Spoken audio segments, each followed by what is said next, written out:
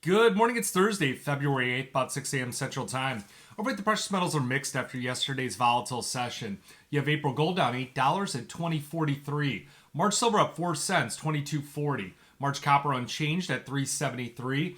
April platinum down $3 at 8.83. One thing to note here is that you do have palladium at 8.81, down $18. That's the first time I've seen it in multiple years that the price of palladium has dropped below platinum. Now, I looked at a little bit of information on that, and really it's concerns about the auto sector and demand in Asia and also in Europe. That's why we had that sell-off yesterday. Perhaps they had some estimates that came out on some of the vehicle sales and things like that. Now, if you look at the gold market, still consolidating, really hasn't gone anywhere. We've had the World Gold Council, they showed that gold ETF holdings have slumped for the 8th straight month. So unless you get those ETF holdings, it's going to be really tough to get the bullish momentum going. Remember, I said that there were three main drivers to the gold market to get another massive rally underway. And it's got to be that gold futures really need to break through that like 2070 level, 2073 level, and then the FOMO chasers will come in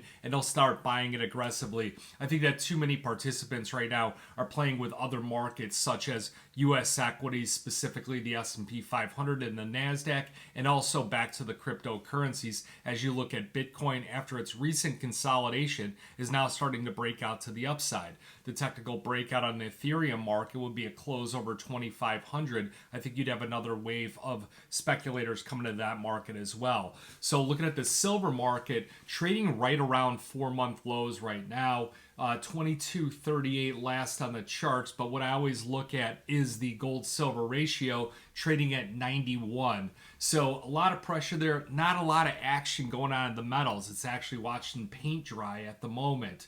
The dollar index does have a small rebound, and we did have some ECB speaker come out earlier this morning and perhaps was putting some pressure on the euro currency and lifting that dollar index back just a touch higher here. So other things that we're watching, crude oil futures starting to push up just a touch. We're lifting off of its recent lows. It does have some technical headwinds here as we run into some key moving averages at the moment. So we're going to want to just kind of keep an eye on all these different markets. We do have several things coming out, everything from initial claims, continuing claims, and then we'll have two Fed speakers that are both FOMC voters coming out, one at 7:30 a.m. That's going to be Richmond Fed President Barkin. He'll be on Bloomberg, and then also you'll have him come back out and talk again at about 11:05 this afternoon. So pay attention to that Bloomberg interview.